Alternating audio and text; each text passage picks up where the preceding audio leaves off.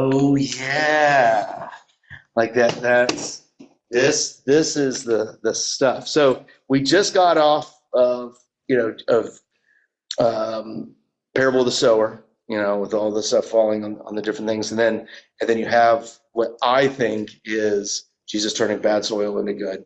So you have him walking on the water, you have the guy filled with a legion of demons, and then you have the woman with the bleeding for way too long, and then you have the dead daughter. You have all these stories, and then we kind of move forward. Now, we're about to read a lot of chapter 6. I think I'm going to split it up, though. I think we're going to do a lot of little readings today. That way I can bury the lead. So that's so Jesus. So remember what we talked about: hard splits and soft splits. All right. So like that's, and are these things hard splits and soft splits? So think about that as we move into chapter 6, and I'll set us up to read chapter 6, 1 through 14. So we'll do that here first. Oh man, this is so much smoother. Is that no, that's not it. Never mind, guys. Never mind. Don't pay any attention to me messing up. It has nothing to do with anything. And let's see here. All right. Here we go.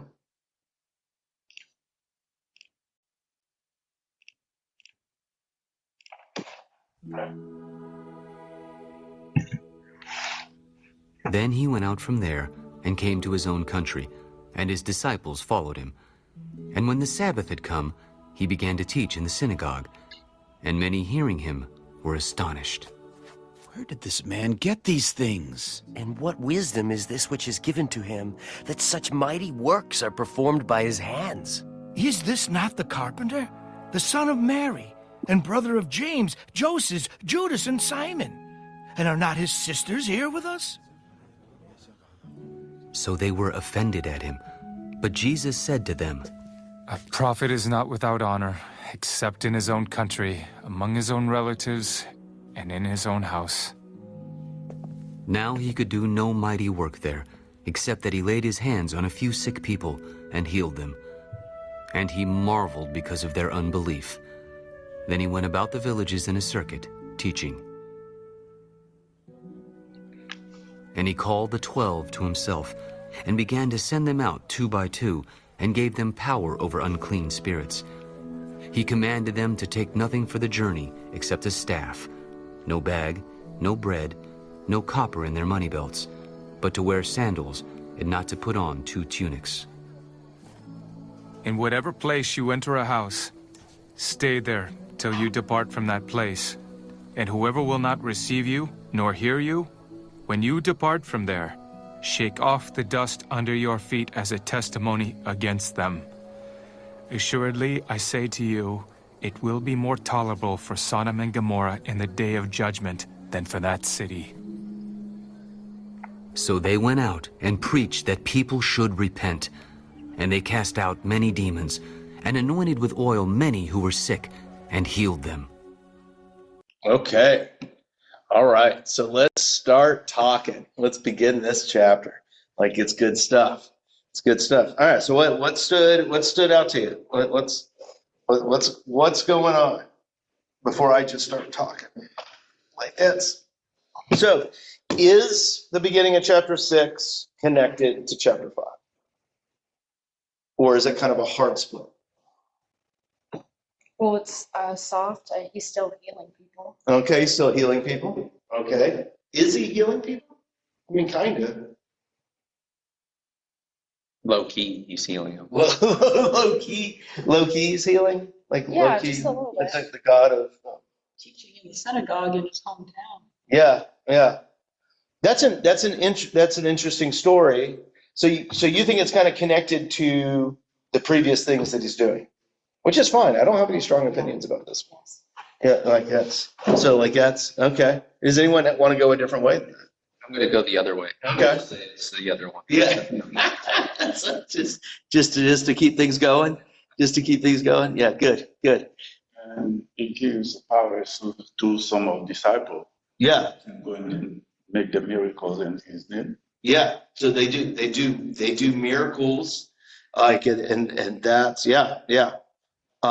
So the beginning part, before we get into that, we have Jesus goes into his hometown and he's teaching in the synagogue. And then what happens after that? Like, what do they like that he's there? They did not. No. What? So what? That's interesting, is it not? Like that's like they don't like this teaching. It's like they grew up seeing him run around and just be a kid, or Yeah. And then all of a sudden, I changed his diapers.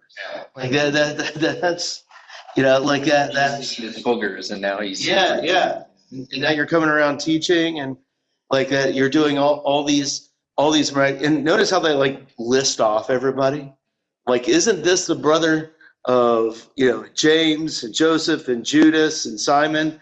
Like, and his idiot sisters are here too. We all know what they're like, like that. That's like, and this guy's like he's their family's not known for any real significance. Yeah. They're just this normal.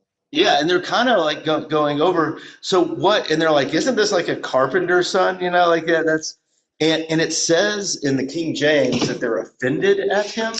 What did the other translations say there? They're offended. Yeah. Okay, yeah. That's interesting language. That they're offended. Angry. Yeah, they're angry that he's saying these things, right? Like that. That's and so then what's his response to that? What's his response? What is he kind of and I think this is important because we're setting up this whole chapter, by the way, right now. We're setting it up. Like it's right there in verse 4. The prophet is not without honor except in his hometown and among his own relatives in his own household. Yeah. So he's like, a prophet is not without honor. Like he's saying over there, there's a quote that Jesus does. I can't remember if it's in Mark or somewhere else, but he's like throwing shade at the Pharisees and the religious officials, and he's like, it wouldn't be right to not kill a prophet inside of Jerusalem, like that, it wouldn't be right to kill a prophet outside of Jerusalem. Being super sarcastic. He's like, that's all you guys do in this city is kill your prophets, like that. That's like, so he's picking up on that same idea here, like that. That's like that same kind of like idea that they're going in this. Then what happens after that? This is key. David would have picked up on this right away because this is like David's thing lately. Like that. That's like what do you think? What do you think? What's right after? Amazed. So you got to look at that always. Is that he was amazed at their lack of faith. Yeah. So like he marveled at their lack of faith, and what could he not do because of that? Miracles. He couldn't do miracles because of their lack of faith. So that goes back to like the previous things, and we're kind of talking about like, it's like, woman, your faith has made you well, like that. That's all these things, and all these people open to them were like believing. Official, like he came believing that Jesus could heal his daughter, and like the man being let down through the roof, they believe Jesus. Yeah, they're believing everything. These people don't believe, and it's like what does it say in the NIV? It's kind of a funny little shady. Like he could not do any miracles there, except laid his hands on a few sick people and healed them. Like it's like I can't do that. Little card trick. Like that's he's like he does. He's like we're doing these little things here today. Like that's kind of fascinating though. Like how does that hit you? That because it says that he couldn't do it. Like because of their unbelief. Who's coming in? Megan and Tom. Oh man. like that's I was so Megan, there's a seat real close to the camera.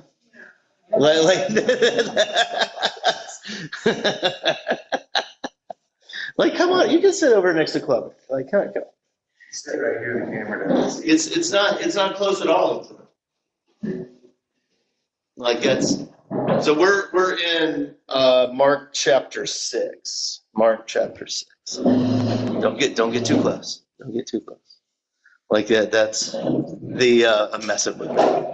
Like you guys, all right. So you guys got to understand why I mess with Megan. It's because I'm commanded to respect my elders, right? like that. She's older than me by like a month, if that. Not even that, right? April years is. Yeah, April, a couple months. Okay, yeah. And that's why I mess with you. Yeah, I know. Like that's same couple months. I know, same couple months. Yeah, it's true. All right. So we're talking. We are. Jesus is preaching in his hometown, and they don't accept him. And he says, "A prophet is not without honor, except in his own country." And because there's no faith there, he can't do any miracles. And we're kind of talking about how we feel about that. Like that's like that makes me think of the movie Elf. Oh, okay. In the sense, hear me out. Don't just laugh. Hear me out. Elf is peak movie. So this is a relatable thing. Is that like Santa was losing the sled power because he was believing, and he didn't have the and so the Jesusometer was really low. It is the faithometer is very slow, very low. Yeah. Like there's just no more Jesus spirit anymore in the world. Like it's really interesting that they're not able to heal. He's not able to heal in there. I guess it's just whenever you see something like that. Man, there's a phrase I used to say a lot, and I don't say it too much anymore. And we need to bring it back for this. If you see something weird in the text, let it be weird. Let it be weird. Like that's you don't have to explain everything away. Like that's a weird thing in the text. And I think there's a reason for it, but I think we need to get there. So now, what Clabert talked about here in a second, the sending out the 12. So he called the 12, which are the disciples, right, to himself. But it's interesting that he calls them the 12, right? I'm going somewhere. If you can guess where I'm going, shout it out. Like I'll let you know if you're wrong or not.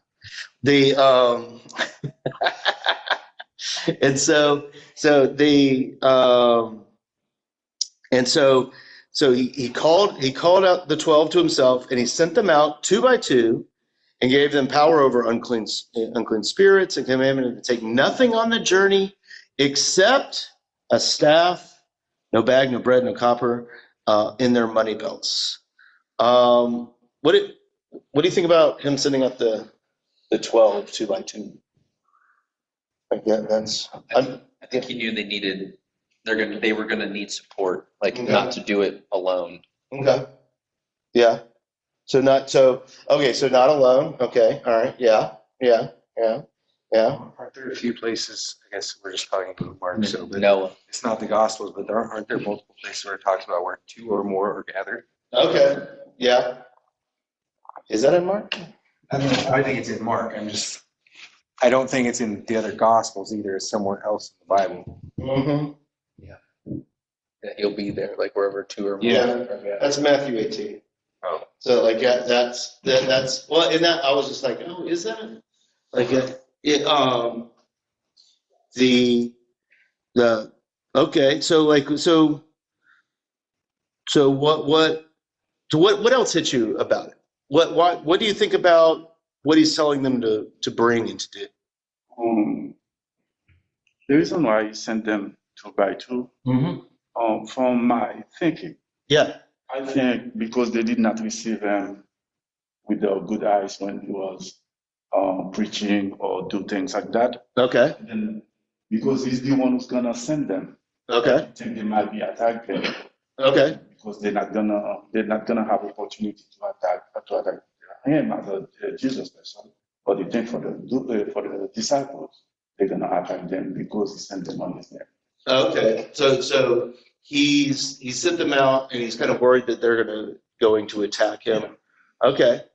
Here's what I liked about what you did there. It was really subtle. I'm going to point it out.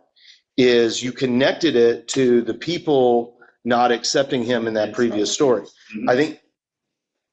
I think I might be the only one that thinks this. Like, you can disagree with me. You have every right to be wrong. Like that. Like that's like over here. But I think these stories are connected. I think they're telling a singular story. We just don't know what that story is yet. Like that. That's the so what does take no bag, no bread, no copper, but just wear your sandals and put on 2 tents? What does that sound like? What does that sound like? Sounds like a shepherd. Sounds like a shepherd. That's all right. All right. We're getting like shepherd. Do you want to elaborate on that at all? Well, a staff and the shepherd, Okay. and like the shepherds have their flock that follows them. Good. Anyone else want to take a stab? I think it's a way of teaching the disciples to trust in like God as the daily bread and like the provisions. Like don't put your hope or like I need these things. Like Yeah. I think That's where I was going to go with that. That's where you're going with that. Faith. Like that. Faith They don't need to forget the loaves. Is that somewhat like the Israelites in Egypt? That's where my mind is. Like I can't. Like that's where my mind is. I don't know if I'm right on that though. But that sounds. So remember in the Passover. Sandals never wore out. Yeah, and it also says that they're like take everything and eat with your loins girded and your sandals on, and be ready to flee. That's that first Passover. They're like commanded to flee. Now, where it doesn't fit is they kind of plunder Egypt when they leave, and so like it doesn't really fit too much there because they don't have anything. The other thing but that's the one I like. I think it sounds like Israel leaving Egypt. Like that's. But if you've only listened to a couple sermons of mine, I think everything sounds like that. So like that's it's all about Egypt because it is. And anyway, and so when so we go through there. The other thing, does anyone want to take another stab at it? What they might think it is? I like the sensibility of the shepherd. I think that's actually kind of close, but for different reasons than what you're probably thinking. The scholars, they really go, this would have sounded like just a typical prophet in that day that would have kind of been a nomadic preacher and teacher that just would have just relied completely on the strangers. So they're like, he's kind of sending them out in kind of like what Curtis says, kind of like, these other things. Like that's what I liked about the shepherd too. It's just like you're kind of just living the existence and relying on the generosity of others. The shaking, the what? A pioneer. Yeah. Like that's, yeah. And so they make parks after those in Port St. Lucie. And, and they and, Yes. and shake. So verse 11, such a stupid thing to say. I love it. Like it says, whoever will not receive you nor hear you, when you depart from there, shake off the dust under your feet as a testimony against them. So what's going on there is it was a really like that was, let's see, I actually have one of my notes in the Bible here. Jews entering Israel from a Gentile territory shook the dust off of their feet as a symbolic gesture of entering sacred space. So in the present case, this is an act of prophetic judgment on the part of Jesus' disciples, perhaps equating the unwelcoming cities with the Gentile lands. All right. So put the two stories together before we read on. You have Jesus in his hometown, and they refuse to listen to him, and they have no faith in what he's doing, to the point where he's got no more Jesus juice, right? Like he just doesn't have the ability to do anything there, except for like, oh, you're healed. More of you could be healed if they would, like that. That's I don't think Jesus put people in guilt like that, but and then he's basically saying, disciples, when you come onto some place like that, you're it's basically like a testament against those people, a judgment against those people that says that this isn't a sacred place. And this was normally done in Gentile regions. Okay? All right. We're setting up this real good right now. Like that. You guys are going to look back and you're like, oh my gosh, you're going to grow a third eye at the end of this. And like that. And you're just it's going to be unbelievable. So did anyone have any thoughts before we read on? No? All right. So I'm going to, before we read on, I'm going to ruin it for you just a little bit. This is about Israel and the righteousness of Israel. Is that why he calls them the 12? Is it regarding the 12 tribes of Israel? I think so. So he also mentions that it'd be better than to be Sodom and Gomorrah than to be a city or a place that rejects him. And it's almost like they need to remember what Jesus is doing, right? Rather than like focusing on other stuff like that. I keep quoting the end of the chapter. That's what I'm doing. Like that. I love this chapter. All right. This next bit is so good. All right. Let's read the next part. All right. It's so good. It's the beheading of John the Baptist. Now King Herod heard of him, for his name had become well known. John the Baptist is risen from the dead, and therefore these powers are at work in him. Others said, "It is Elijah." "It is the prophet, or like one of the prophets." But when Herod heard, he said, "This is John, whom I beheaded. He has been raised from the dead."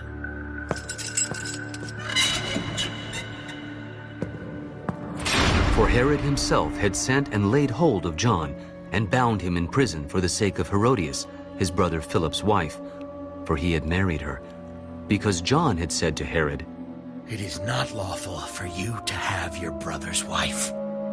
Therefore Herodias held it against him, and wanted to kill him, but she could not. For Herod feared John, knowing that he was a just and holy man, and he protected him.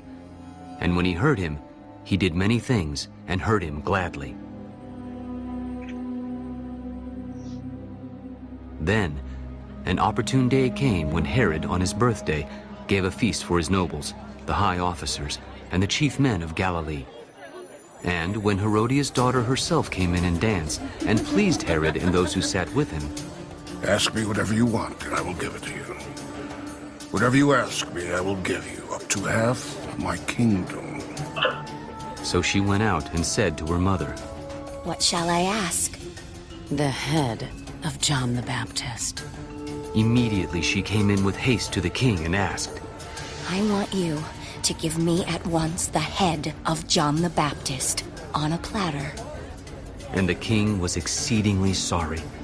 Yet, because of the oaths, and because of those who sat with him, he did not want to refuse her. Immediately, the king sent an executioner and commanded his head to be brought. And he went and beheaded him in prison, brought his head on a platter, and gave it to the girl. And the girl gave it to her mother. When his disciples heard of it, they came and took away his corpse and laid it in a tomb. Okay. Don't read on. Don't read on. There are a lot of immediatelys. Okay. So what's that? All right. This story. Let's ask. What did you hear first? What did you hear first? What's standing out out to you? There's a couple of things that are very odd about this story. Let's see if you guys can pick up on some of the oddities. What stood out to you in Harris thinks Jesus is John the Baptist brought back from the dead. Okay, yeah. Like that's so he thinks that John, that Jesus is John the Baptist risen again, which is terrifying to him, which means John lives rent free in Herod's head. But that's just what's going on there. So so what else? You're really that's good. There's something attached to that, but I want to see if you guys get it first. The what else kind of stood out to you here? There's a few that's a great detail. What else? The fact that he didn't want to behead John. He did it simply because of an oath in front of people. Does Herod like John or not? Mm-hmm. He likes them. Yeah. He'd go down into prison and was like, regale me. He's entertained by it. Yeah, entertained by it. And like that's so like he liked John. This is key to the whole setup. So before we keep on going here, remember the beginning of the book. All right. Maybe I'm reading this wrong. Yeah. But they're saying he's John the Baptist raised from the dead, but John the Baptist is in prison. So all right. This is the big thing I wanted to make sure you guys picked up on that. What's going on? What's happening? This is key to understanding this book. Because he said that he had already beheaded him. Yeah. We're making a time jump. Yeah. Yeah, we're making a time jump. So this him talking about the beheading and the dance was a flashback. This story is the singular best example that I can give as to what the Gospels and really all the books of the Bible are. They're literature. They're not, a lot of times, at least I was trained as a kid and a teenager and all that stuff, to read the things like, oh, this is what happened on July 28th, year 0002, or whatever, or 00030. That's how I was taught to read this stuff. That's not what this is. It's literature. Treat it like you're watching Time Cop or something. Yeah. Just same level of literature as watching Time Cop as the gospel. But yeah, like it's the same idea though. Like this is literature, and Mark in his writing, this is such a good example of it. He puts this story in this part of the gospel here for a reason. Like that's he does. Like that's the only reason why you can justify it, right? Yeah, like he's telling a story about Jesus, And so if he's willing to go do a time jump, to go back, it's like, oh, we're going back to like, oh, is this Jesus, John the Baptist, reborn? Like, oh my goodness, he starts fanning himself, and he's worried about things. Like and then the storyteller goes back in time to tell that story. He's putting this in order to tell us a story. All right. Now here's you guys remember what the first verse? You guys memorized. You memorized the first verse of Mark, right? We went over it. Like this is the story of. Oh, sorry. Go ahead. Overachieving. Let's go. The good news of Jesus Christ. Yeah. This is the beginning of the good news of Jesus, the Messiah, the Son of God. Like that's good job. Like that's, and then remember what we talked about with that? Like David would have fun words for you right now. Like that. That's like that.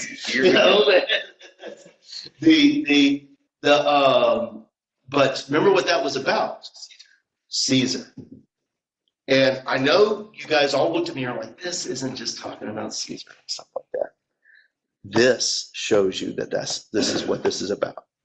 Like that's all right. You guys ready? So like this story shows that this is what this is about.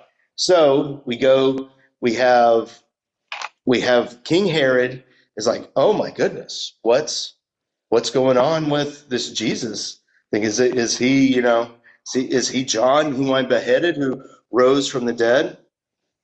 Notice what it says, verse 15 and 16. Let's see. So right before 15, John the Baptist is risen from the dead, and therefore these powers at work in him. Others said, it is Elijah. And others said, it is a prophet, or one like the prophets. What does that sound like? That sounds like something we haven't read yet in Mark, but we're about to in like 2 chapters. Do you remember? No? Like that's who do people who do people say I am? When he's asking. Yeah. Who do people say I am? Like, right, you know, that's and there's like, oh, it's the same phrasing. It's the same phrasing. So like we're bringing up themes. So because Mark uses that same phrasing later on too, I think he wants us to get the same gist that is happening here. All right. So what's happening here? Like that's what's happening in this part of John. So he's talking about, you know, is this John whom I beheaded has risen from the dead? You know, and then it goes back in time. For Herod himself had sent and laid hold of John and bound him in prison, and used to love to listen to him talk and preach at him, and it's like, tell me I'm going to hell, like all that stuff. Tell me about how bad my relationship with my sister-in-law is. Like, tell me about it. Like that's, you know, he really likes listening to John. And so then what happens? What happens on that night? Like, what's the big festivities? They're at a party. What is the party? Do you remember? Political, like it's not quite. It's political, but it's a birthday. It's his birthday. It's his birthday. They're like, we're all going to Chuck E. Cheese, right, Cass? It's his party. He's granting someone else their wish. And like that's. Yeah. Nobody's granting him a wish. He's granting somebody else. Yeah, so it's his party, and so he's got all of this fun people around him. And so then what happens that he gives away up to half of his kingdom? Like, It's a little girl dancing. Yeah. Herodias' daughter. Like that. So the daughter that's probably living at the house. So probably his stepdaughter. On the young side. Like, I think we're supposed to be repulsed by this, by this thing, because this is a display of power, right? That's what this is. So it's his birthday, and they're like, bring out the girl to dance, and she pleases them so much with her dancing, which is gross, right? Like. And what does he offer? Anything she wants, up to half his kingdom. Half his kingdom, right? Like whatever he wants with half of his kingdom. What like when you're saying things like that, you're like strutting around like a peacock, right? Like over there, like that's like you're just like you're like look at how big my britches are, you know, like that's. Like that's the over. Like that's you're displaying how awesome your power is. That dance was so good. I'll give you half my kingdom. Like, because it doesn't matter to me. Yeah. Like all those things. And then what does she ask for? I mean, she goes back up to her mom, and her mom, you know, doesn't like John. And it's like, I want John the Baptist's head on a platter. So, does Herod want to do that? No. Just like he has to. Yeah. Why does he do it, though? Pride. But it's how he looks the other. It's his image. He's like, so this was my big phrase. You guys probably know. You were going to church here real good. Like that, he's a feckless king. Like he's trying to show off how much power he has. He's trying to show off how big he is, how awesome he is. Like, look at my kingdom. Like, I mean, I make fun of stuff like that all the time. I did it this last Sunday. Like the 2 steps above joke that I do, like that's like every other week. Shh, I don't need that energy, and like that. That's and like that. and so, but he's like, look over there. But how much power does he actually have? He could say, no, I'm not going to do that because I'm king. He clearly has none if he's giving in to a little girl. Bingo. Yeah. So yeah, he doesn't. He's giving in to the little girl. And getting jollies off of a little girl dance, which is gross. Not showing any power by going and beheading someone that's already in prison. Yeah. So like the head of John the Baptist, right? Like so, and so also, okay, who is Herod? Who is Herod? He's the king of what? Of Israel, right? He's the king of Israel. So as we back up. Like, think about how we got into this story. Here he is, like, oh my goodness, is this Jesus who's doing these amazing works? Like they are like it's the prophets. John the Baptist is raised from the dead. Jesus is sending out the 12. It doesn't even mention the disciples; it just calls the 12. And there's like this kind of pseudo Passover going into wilderness language to it all, and like relying on God. And then also a prophet's not able to be heard in his hometown. Like we're talking about Israel here and how the kings mean nothing. All right, let's continue reading. Like that's all right. Next story. So feeding the 5,000. Then the apostles gathered to Jesus and told him all things, both what they had done and what they had taught. Come aside by yourselves to a deserted place and rest a while. For there were many coming and going, and they did not even have time to eat. So they departed to a deserted place in the boat by themselves. But the multitude saw them departing, and many knew him and ran there on foot from all the cities. They arrived before them and came together to him.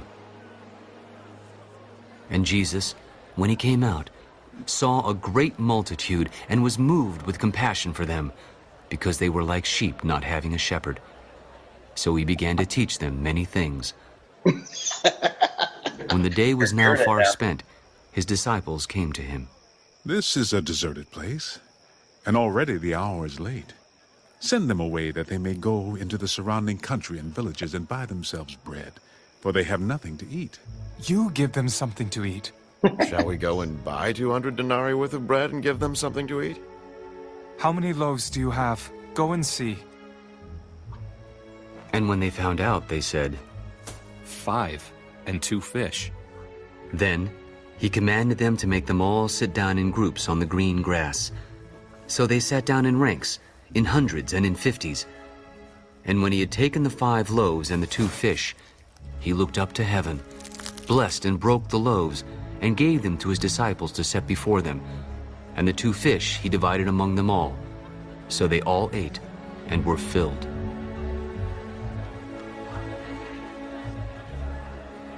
And they took up 12 baskets full of fragments and of the fish. Now those who had eaten the loaves were about 5,000 men. Okay. All right. That's all you get right now, too. We're going to try to finish this chapter. We may go over just a little bit, but that's all right. So that won't be long. And so, all right, feeding the 5,000. All right, come at me. What'd you hear? How is this related? What stood out? Again, there's more faith. Yeah. We have nothing, we'll go up. Yeah. Man, so where are they? Like theoretically, like that's. They're in the wilderness. They're all of a sudden the wilderness thing. God is always with his people in the wilderness. Like that's rest. What do I? Trying to rest. Yeah. And the people are dang just following him out there. Like that's like stop. Trying to sleep. It's like your kids on Saturday morning. Like that's it's time to play. So what else? So that's where they are. Then the people start coming out to them. How does it describe the people? Multitudes. Like sheep. Like a sheep without a shepherd. What does that mean? If you're an Israelite, that means something very specific. What does that mean? I'm a sheep without a shepherd. You guys know, you're probably scared to say it, though. Yeah, do you know? What's a metaphor for a king in Israel? He's the shepherd. He's the shepherd. That was, the king was always understood. Herod's not actually their king. Herod is a feckless king. He's not actually a king. Like that's what it is. That's what it is. Think about it. Why is this sitting in this part of the story? Like, he goes back in time to be able to show, to display to you how much Herod is not a king to these people.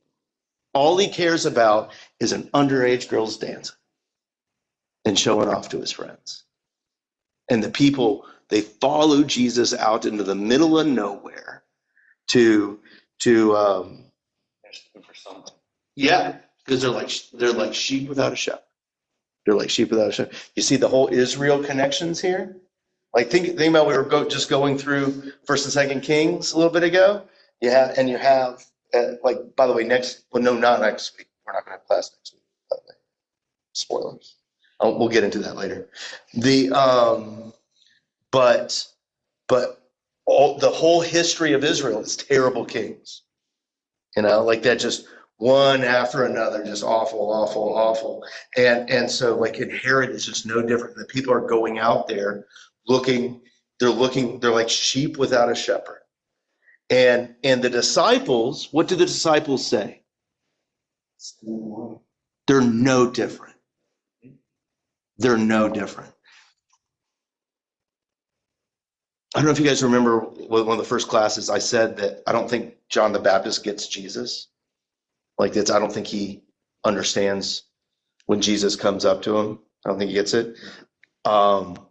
Here in a second, I'm going to show it really definitively. Most of what John the Baptist said. Yeah. He had no clue. Yeah, he doesn't know who Jesus is. He doesn't get it. He doesn't get it. Like, and even his disciples.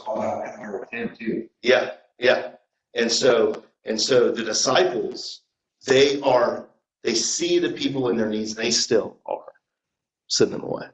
And Jesus says something like some funny things there. It's like verse 36, like, send them away, that they may go into the surrounding country and the villages and buy themselves bread, for they have nothing to eat.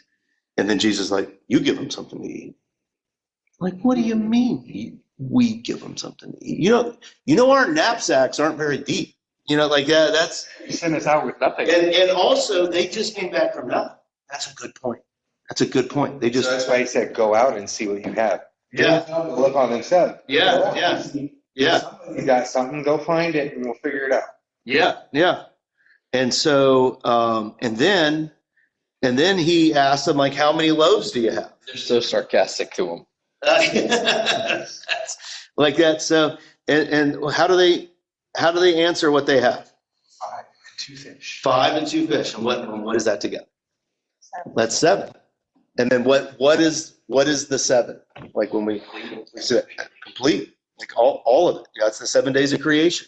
It's that complete idea going on there. And so then, and I love this so much. I'm going to read verse 39 and 40 and 41 and tell me what this sounds like. And he commanded them to all sit down in the grounds on the green grass. So they sat down in ranks and hundreds and 50s. And when he had taken the 5 loaves and the 2 fish, he looked up into heaven, he blessed, he broke the loaves, he gave it to the disciples that set before them. And the 2 fish he divided amongst them all. What does that sound like? It sounds like communion.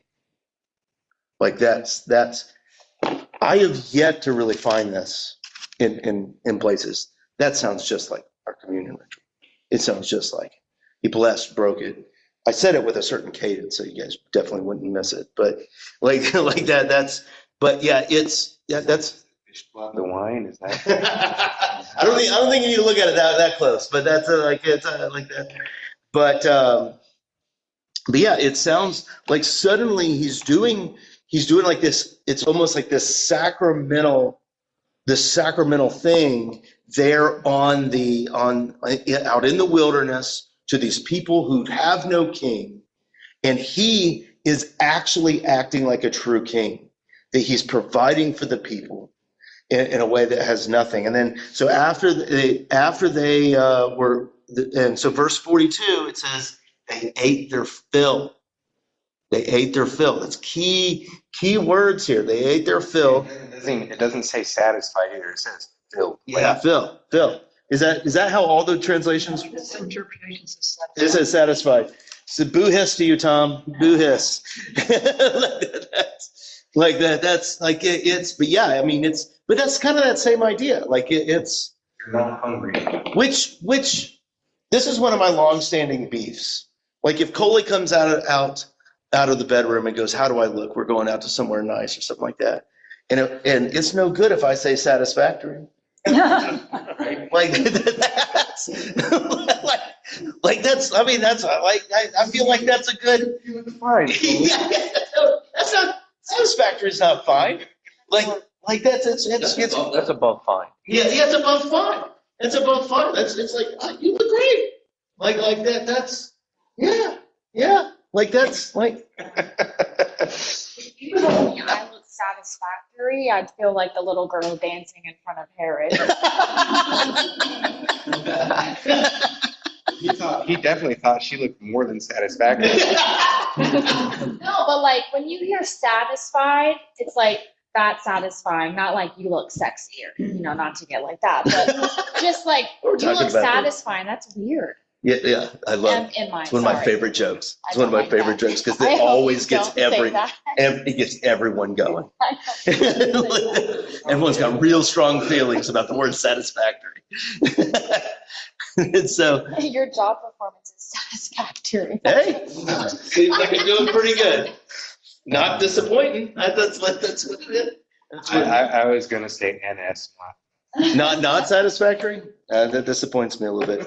Okay, so they were filled, they were satisfied, which is pretty good. That is pretty good. Like that. And then how many baskets were left over? 12. Remember he called the 12? Like it's so like you see this like bigger theme going on there. Like notice how much better these filling the kingdoms, the tribes. Like that he's satisfying the tribes. Satisfying the tribes. Like Amanda, you want to say something? You have a face like you want to say something. Come on, bring it out. Bring it out. I said satisfying. Oh, okay. Like your word. That word. Like that's you guys all look satisfactory.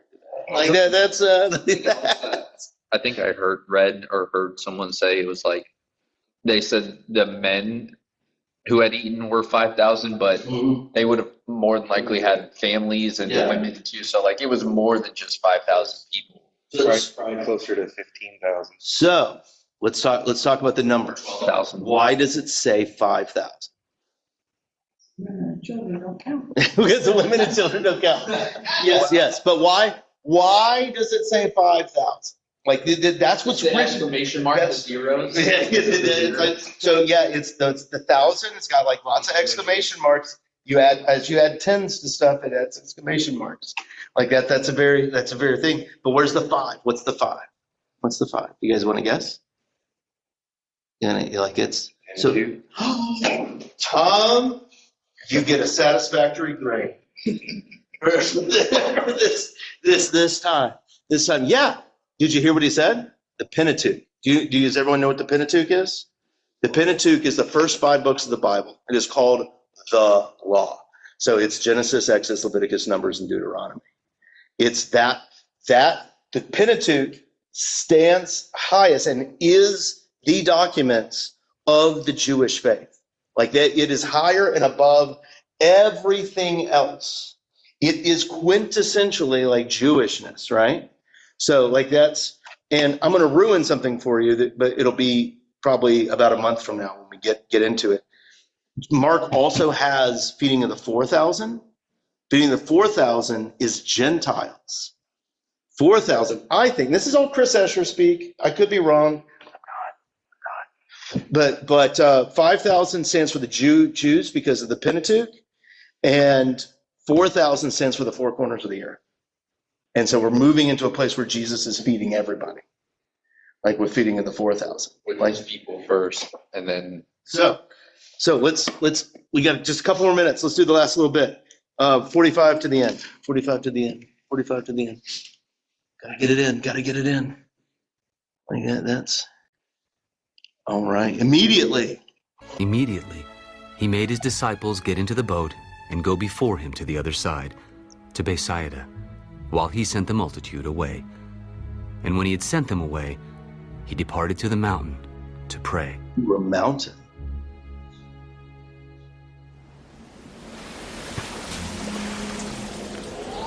Now, when evening came, the boat was in the middle of the sea, and he was alone on the land. Then he saw them straining at rowing, for the wind was against them.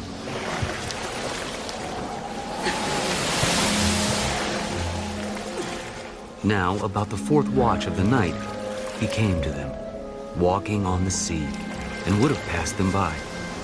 And when they saw him walking on the sea, they supposed it was a ghost and cried out. For they all saw him and were troubled. But immediately he talked with them. Be of good cheer. It is I. Do not be afraid. Then he went up into the boat to them, and the wind ceased. And they were greatly amazed in themselves beyond measure, and marveled. For they had not understood about the loaves, because their heart was hardened. When they had crossed over, they came to the land of Gennesaret and anchored there. And when they came out of the boat, immediately the people recognized him, ran through that whole surrounding region, and began to carry about on beds those who were sick to wherever they heard he was. Wherever he entered, into villages, cities, or the country, they laid the sick in the marketplaces and begged him that they might just touch the hem of his garment. And as many as touched him were made well. Okay. All right. There's all kinds of goodies in this one. There's all kinds of what? Yeah. All right. All right. So let's go. All right. What in this little bit here? What's going on? What's the big stuff? What do we need to notice? I said a few of them out loud. praying on a mountain. Goes on a mountain. What does that sound like? Holy land, or like the holy. Yeah, like that's like Mount Sinai. Like important things are like happening on mountains. You got temples on a mountain, like that's. So somebody's always alone on the mountain. Yeah. He went to pray alone. Yeah. He was at the Transfiguration. Like he went alone on the mountain. That's to the Jewish mind. You know, we got to put our biblical glasses on. That there needs to be a bell that's ringing right here. Like he's going onto the mountain. You know, like he's going on to there. So like that's kind of how we need to be processing this. All right. So what happens? What happens next? By the way, this is one of the funniest verses coming up here too. It's great. He comes down and walks out on the sea. He walks out on the sea. Now I love how the Bible writes things. Like it's they were straining at the oars. Like we should all go out into the river on a windy day so we can strain on the oars. You know, like that. That's we should do. So they're straining on the oars because the wind was against them. And he walked on the lake or the sea or whatever it is. What does it say after that? How does it word it? He's about to pass them. Yeah, like it's like taking a stroll, just like it's like. What do you guys think? I thought of I thought of Michael Jackson like moonwalking, like backwards almost, like what's up? Yeah. How you guys hanging? Yeah. You guys doing all right? You guys out here. Yeah. It's like what are you guys up? It's oddly written. Like it's funny. It's like he was like, oh, look at you guys straining at the oars, you know? Yeah, I'm just over there. And you could tell they freaked out, and they probably yelled, it's a witch, and like went to blasting, like that. That's like that. That's that. They all kind of start doing that, right? Like that's. And they saw him, and they were troubled. Like they were no longer satisfied. They thought he was a ghost. Yeah, It's terrified, and they probably stood up with the horse. Right? yeah, they're like start smacking, like there's over there, and he's like in the King James, in the King's English, be of good cheer, y'all. Like it is I. Do not be afraid. Like that's like it's he's saying all these things, and then let's see. Well, it's kind of like when they were in the boat and that storm was going on. Yeah. And he told the water to be still. And what happens here, too? Same thing. Like the water gets clear, and then what do they think? And they're marveled and amazed. Marveled and amazed. Like that. That's remember, a sign of the resurrection is the amazement. But then the bow on this whole stupid thing.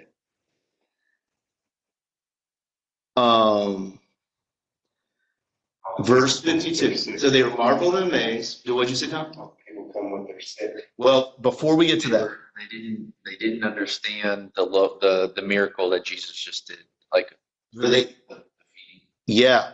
So let's look at the actual wording. Their hearts were hardened. Yeah, that's definitely part of it. For they had not understood about the loaves. Yeah. So they had not understood about the loaves. So they were completely amazed, that's the big word. For they had not understood about the loaves because their hearts were hard. So I kind of like how they didn't say they had not understood about the loaves and the fish. They had not understood just about the loaves. Yeah. So loaves. Like that's yeah. And they don't understand their upbringing. It's basically saying they didn't understand the Pentateuch to begin with. Ooh, I think that's where that's going. Ooh, that's a good connection. That's a good connection. Yeah, like they don't understand now. What does the reference mean that their hearts were hard? That's a very Pharaoh. Like they're freaking being called pharaohs. Like there's like, you guys do not trust at all. And I think right here is that that Mark is telling us that the disciples are in this game for ill-gotten gains. They are in it for themselves. They are in it for the power and the might and all that stuff. And that's why they run away when Jesus is crucified here in a little bit.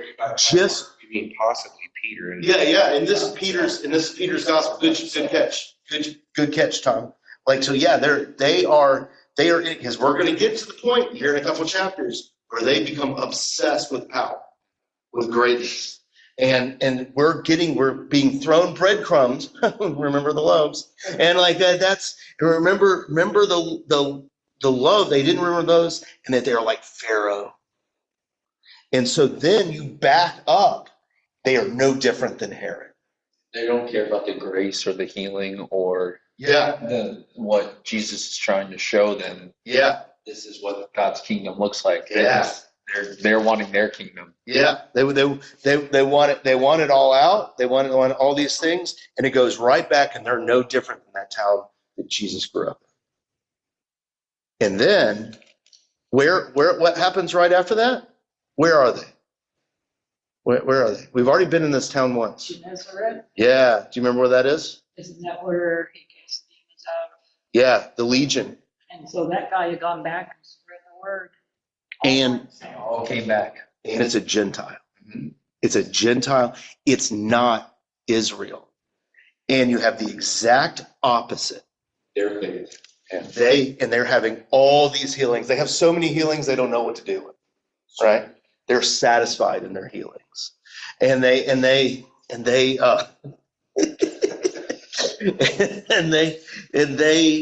so at the beginning of this chapter, we start off with Israel, all these stories of Israel stands in, and we see that that's what they're still dealing with. But Jesus is the true king that can bring true satisfaction, bring true filled, and this. But still, they don't get the loaves. They still aren't seeing it. They still aren't seeing it. But who is seeing it? The outsiders. All I want to do is touch his robe like that woman. Just like the woman. I love that you picked that up, Elaine. I It's the was same language. You were going to do it. She beat you to it. That story could have traveled. Yeah. About her just touching the robe. Yeah. That story. The mats. Yeah. Oh yeah. They're pushing a bring. Yeah. All these things, all these all this language that you guys are noticing, it's not in there on accident. He's writing a story for us to believe, and so he's crafting this tale that's not just telling us what happened on a Thursday over there. He's crafting something to show us what Jesus looks like. He's not just telling us what happened. He's giving us something. It's like, do you see? Do you see? Can you remember the loaves? Can you remember the loaves? I think that's what this chapter is about. It's like, as you said, if it's Peter's gospel, he wants us to see it because he didn't see it. Yeah. Nobody did. It's like a parent telling their child, "Don't miss what I did." Yeah. So I think it's like the beheading of John the Baptist, like the feckless nature of the king. Like this thing is so political, like that, but it's showing us like a better way. Showing us a better way, which I think is really cool. Anyone have any thoughts? Nothing? Megan, you're being very quiet there down there at the end. So is Amanda, though. Like that. That's cool stuff. I really think this chapter is cool. And it's loaded. Yeah. I was just thinking about it on the way over here, and I didn't say anything earlier to her, but previously when we were talking about the seeds, seeds being scattered, talking about how someone said, "What if they're just bad soil?" Okay. Aren't we the ones bearing fruit? We're not the soil. We're the seed. Yeah. Does that make sense? I think that is going more toward where you put yourself is going to depend on whether or not your seed is growing.